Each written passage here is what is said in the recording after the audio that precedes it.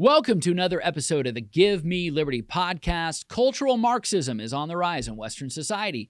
There is an increasing push on the left calling for the state to control every aspect of your life, all in service of creating a utopian society. History has taught us all too well that progressive cries for utopia always have dystopian results. Don't believe me? Just ask my next guest. John Cooper joins the Give Me Liberty podcast starting now.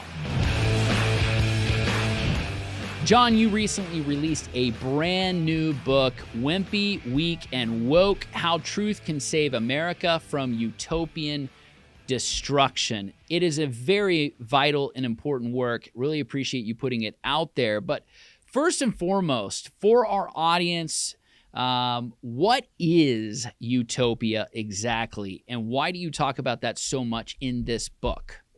So here's what utopia is, so people understand. Utopia is basically this. It's the perfect world, the perfect society. Everybody's going to have what they call equity, which we used to call equality of outcomes. So when the Biden administration or somebody says, hey, to us, it's all about equity, what they mean is everybody ends up having the same stuff. And nobody has anything more than someone else, because that would lead to oppression. It doesn't matter how hard you work, how hard you study, or what even your natural talents are or not. None of that matters. Utopia is going to be a perfect place where everybody has every single thing that they need. Now, what people need to understand is that these people actually believe once everybody has everything that they need, then they will never again do crimes. They will never commit. This is one of the things that Wilhelm Reich of the sexual revolution, he's the father of the sexual revolution. What he says is that the only reason people commit sex crimes, where we're talking sexual assault, rape, etc., the only reason people do those things is, in his words, and I'm not trying to shock anybody this morning, sorry, in his words, is because people don't have what he would call free and good orgasms. And I know that's a little bit shocking, and I'm sorry. His point is that all the way from children, meaning, and I mean this literally, from babies to children to adolescents to adults, basically, you are not satisfied sexually, and so you steal, you kill, you commit sex crimes. But once everybody has everything that they need, including free access to sex, nobody's going to ever do anything bad again. And so we're going to have the perfect society. That's what utopia is. The irony, of course, is that the guy that created the word utopia, Thomas More, he wrote a book called Utopia several hundred centuries ago. The irony, after he's explained this whole book of what Thomas More's perfect society is going to be, in the very end, they say, well, the word utopia actually means nowhere. It means it doesn't actually exist. It's not actually possible because of the original sin, because man cannot do that. There is no such thing as this perfect utopia. And that's why, last thing I'll say, every single time we try a utopia, it ends in dystopia. Murder, death, mayhem. It's an impossibility. Yeah. I'm thinking of this classic joke. Ronald Reagan used to tell jokes all the time about communism. And one of the things he would do is he would collect jokes from communist Russia, and he would tell them as like kind of his stump speeches, or he'd be at some kind of gala or something. And when he had a chance at the microphone, sometimes it was like, an icebreaker, and he'd tell a joke. One of the jokes I'll never forget he told was two Soviet soldiers were standing at a checkpoint there, at the gates of the Berlin Wall, and they were talking to one another, and one said to the other, do you think that we've achieved full communism? Are we there yet? Have we done it? Look around, like see all the things that we've done as a society. Are we there yet? And the other one, smoking his cigarette, looks right back at him and says, oh, heck no. It's going to get far worse than this.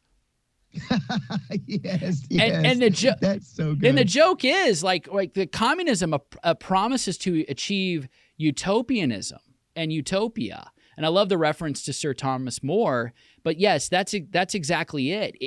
It's always worse, and it continually gets worse. You look at North Korea, for example. And by the way, without the infusion of Western capital into the Chinese economy, which is a centralized economy, it's capitalism run by government. Nobody owns anything over there. If you're a member of the Communist Party, then you have privileges and you have a status, right, that is unrivaled in your own country. But at the end of the day, you don't really own anything. There is no right to privacy. There is no real true right to private property. They can confiscate anything at any time, and you really have no rights. But you look around the world, and communist countries are just in absolute misery. Your book, though, you talk about culture war is actually a war between gods, the living God and the God of man. So tell us a little bit about what you mean by that. I know I agree, but what are some of the false gods in our culture? Well, the reason I decided to write this book on Utopia is frankly because I was looking at everything going on, and I'm going, okay, there's so many issues. And you can pick them apart. You can say the issue is the sexual revolution. Obviously, that's a big one. We've got kids coming home to learning radical gender theory. You got drag queens everywhere. We know this. Another issue is the fact that we've taken God out of the public square. Just this week, as I know that you're on top of, we have satanic school clubs starting up in Memphis, Tennessee. You got some in Ohio. You even got a public display of Satanism, of actual Satan worship, like a shrine. I can't remember where that was at. All these things are starting. Obviously, that's another crazy thing happening. You've got critical race theory. You've got socialism. You've got the praise of Hamas. I mean, you've got the praise of murder, death, mayhem, like this very Marxist sort of oppressors versus the oppressed, and the oppressed are revolting against the oppressors, and the oppressors in that instance is Israel, viewed through that Marxist lens. What do all these things have in common? They are all trying to reach their perfect society, and that's why we're not saying that all these things are communistic, but it has that sense of, okay, we're trying. The revolution is the communist part of it, so it's revolution against whatever. Well, Utopia is basically what brings all these things together. Why do I say that? It's not actually about culture war. Let's just explain it like this. By the way, I want people to see what the book looks like if they're watching. Look how good this book looks. I love it. That looks like a book you need to get for somebody for Christmas. Look how beautiful it is. The reason is at this. johncooper.com, right? Yeah, John L. JohnLCooper.com. Don't forget the L. Don't unperson me on this podcast. Okay, I'm telling you, Ryan. I'm not putting up. All right, so I just want people to understand. It's so very simple. The biblical worldview is this: man is sinful. Man can never figure out his own way to build society. If man does it without God's laws and God's commands in terms of understanding how he created the world, then man is going to do really evil things. But here's the twist: man is going to call those evil things good. That's the twist. We're going to say that is what's righteous and that is good. And that's why the communists go, oh no, it's going to get much worse than this, as Ronald Reagan was quoting, because in their minds, they're going to make it even better. But when they make it better, it's actually worse because they've traded good for evil and evil for good. That's because man has a bent towards sin. And if people listen to that and they go, I don't know, John, that's academic. I hear you. I used to be like you. So listen, the easiest way to say it is this. What does the world call abortion? They call it justice. They call it reproductive justice. They call it women's rights. They have all these good sounding names for something that is absolutely abhorrent. The murder of the weakest, most defenseless group. I mean, it's a genocide of the unborn. We have about 3.2 million babies born each year in America, and we're killing 800,000 of them. I mean, you're talking about 25% of all births are killed in the womb. It's so astounding that anybody could call this justice. But the utopians did the same thing. In Thomas More's Utopia, for instance, they celebrated euthanasia. Euthanasia because these people are old, or they have cancer, or they have diabetes, and they're just a drain on the system. How can everybody have equality of outcomes when this person with cancer is requiring $2 million worth of health care? They have to have somebody to bathe them. They have to have somebody to carry them to work. And they have to have this. They have to be given money from the government because they can't work. They can't feed their kids. These people are a drain on the system. So in order for everybody to have equality, then we just put those people to death and we celebrate it as a positive good for society. That's why Utopia doesn't work. And so I wanted to write a book that says critical race theory, all this insane stuff we're seeing is under this war against the created order. And I think if Christians would just realize that, then we'd go, oh, I want to fight against that. So you're looking for a university that's perfect for you, a school that has anything you could possibly need. Anything?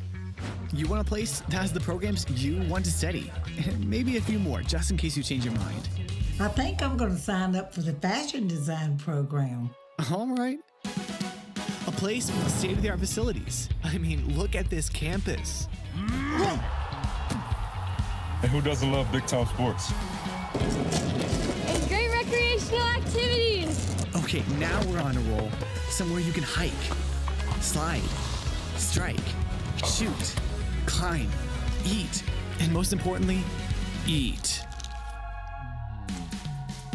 You want a place that takes you to space? Okay, maybe not, but we can teach you how to fly, or pastor a church, or run a business. And all that with a great view? Yeah, I think I know a place.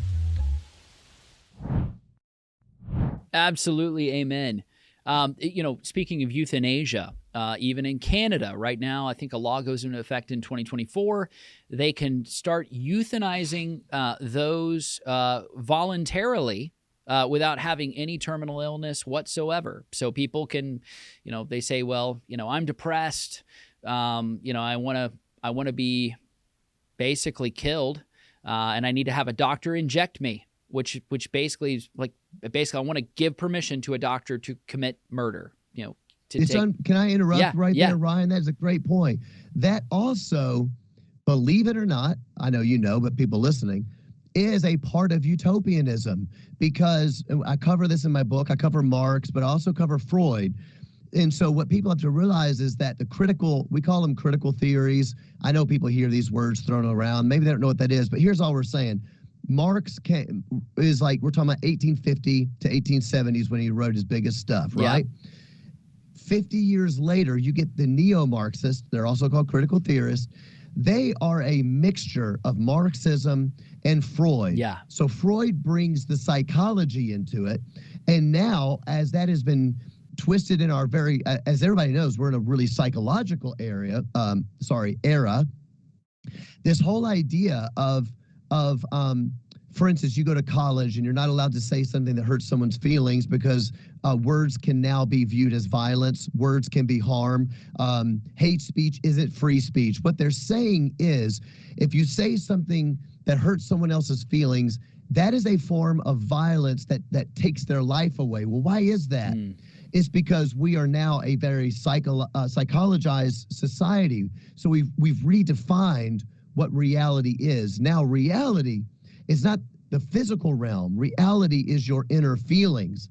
And so if your inner feelings are not good, and if you don't feel good as your own person, if you are suffering mental health, then deciding to end your life is a way, if you think about it, of sort of reaching utopia. You can't expect someone to suffer in this way because their personal reality is crumbling from the inside out, because the physical world isn't real to these utopians, which is why they don't mind like gender surgeries for 14-year-olds. You know what I mean? Because they're like, well, the physical world is subservient to your mind.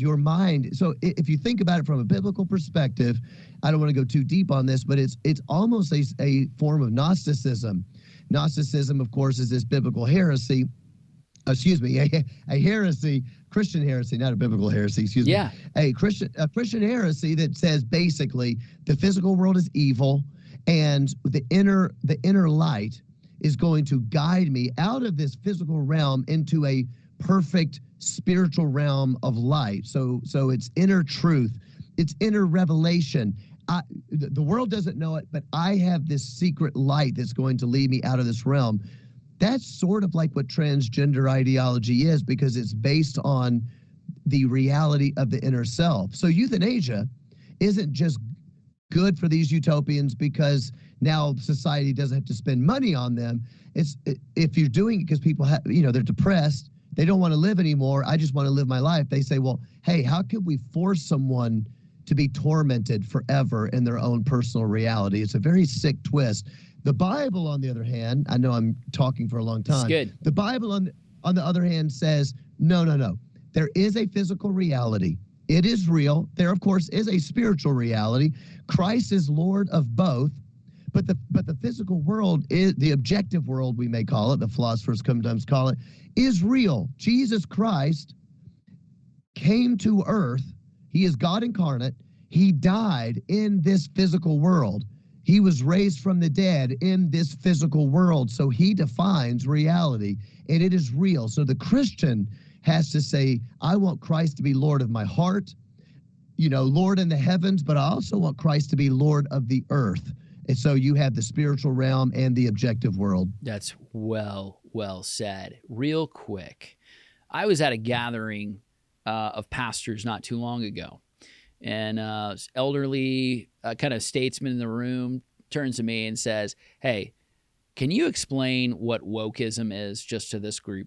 And what was funny about that is, kind of like, really? Like, doesn't everybody know? Doesn't everybody understand like now what that word is? And actually, a lot of people don't. They hear it like, they almost use it synonymous for liberalism.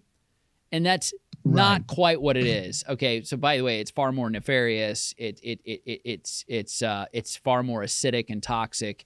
There's more to that meets the eye. But when you talked about Gnosticism, I think there is a bridge between Gnosticism and wokeism, especially when you said about this inner light. I have this revelatory understanding of something. By the way, you can't know it. You can't know it.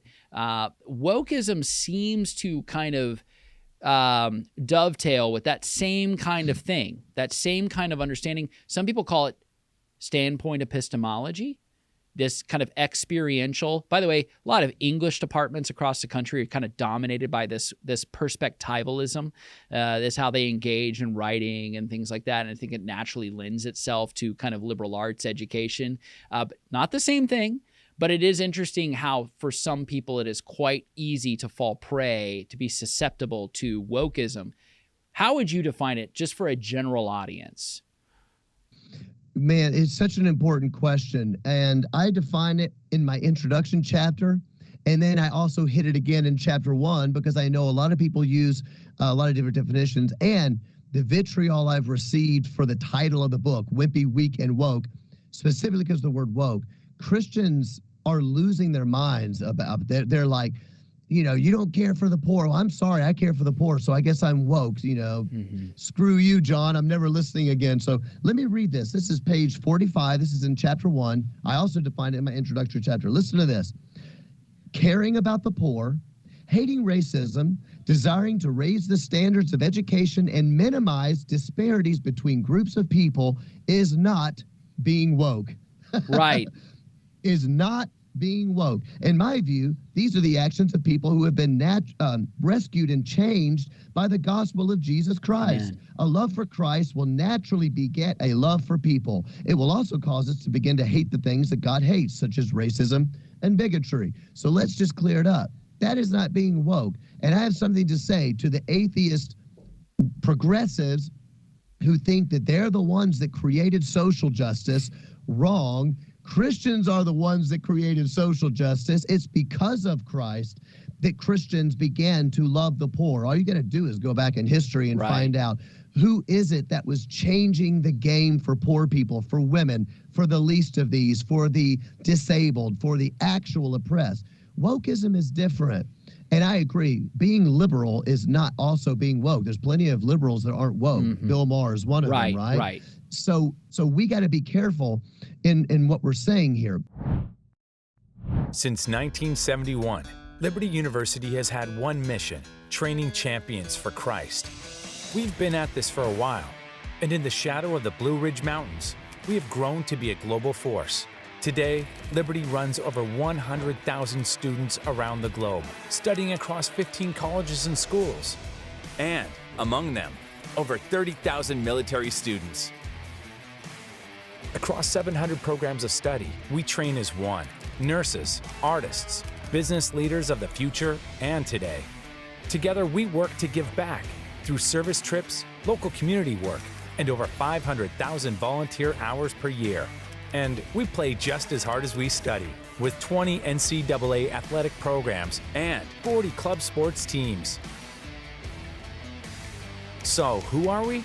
We are Liberty University, and we train champions for Christ. Wokeism is a totalizing worldview. It is a totalizing worldview that it's sometimes in English departments, as you said, they may call it a grand narrative. In English departments and in philosophy, they use this word grand narrative. And what they mean by that is a big story that explains the entire world. Christianity has a grand narrative. That grand narrative is that there is a God. He created the world.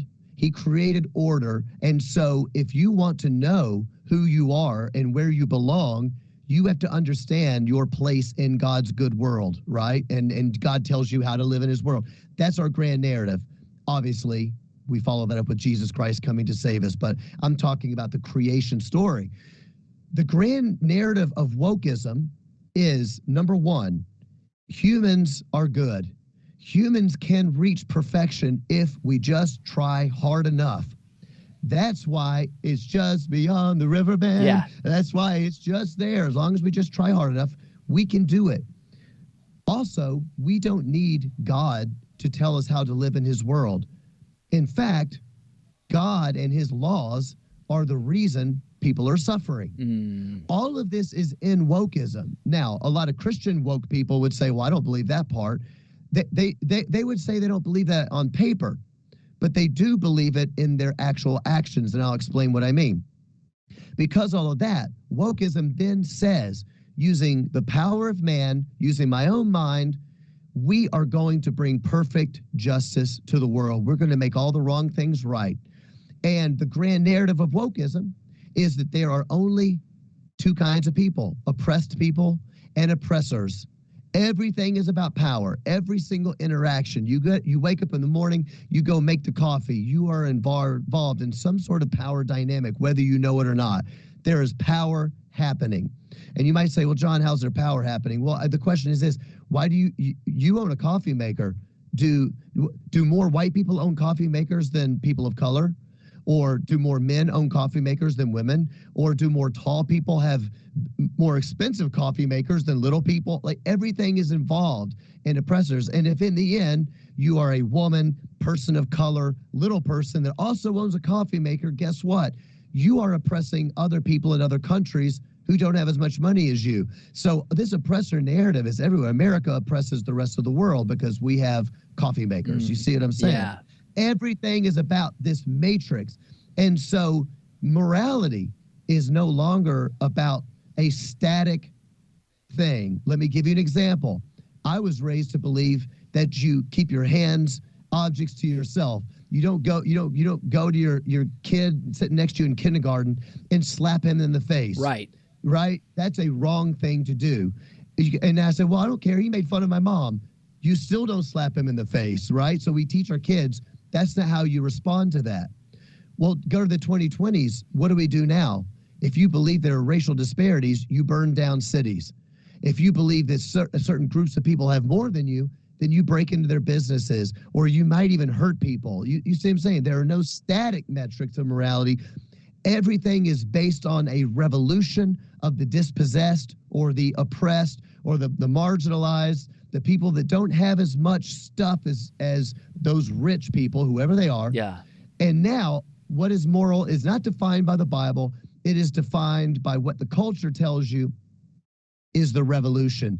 That's why it is so absolutely evil. That's why you have feminists who've been fighting for women's rights for decades and decades and decades, like J.K. Rowling, the author of the Harry Potter series, all of a sudden saying, wait a minute, I've been standing up for women my whole life.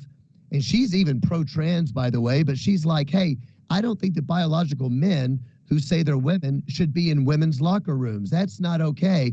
So now you have feminists who have been fighting for the marginalized, which were women, now being thrown under the bus by the truly woke, the even woker than them. She's actually pretty woke. She's just not as woke as the wokest. Now she's thrown in the bus because there's a new oppressed group in town. Yes. And everybody needs to get in line. It is absolutely destructive to Western society. It will destroy Western civilization. It is destroying Western civilization. It is antithetical to the grand narrative of the Bible. One last thing. I know you got to go and I'm yakking. The reason I say that there's a lot of Christian woke people, they would argue with me. They would say, I absolutely believe in God's commands and this and the other. But what they have done is they have tried to, we call it syncretism. But for people that don't know what syncretism is, they tried to blend Christianity and wokeness.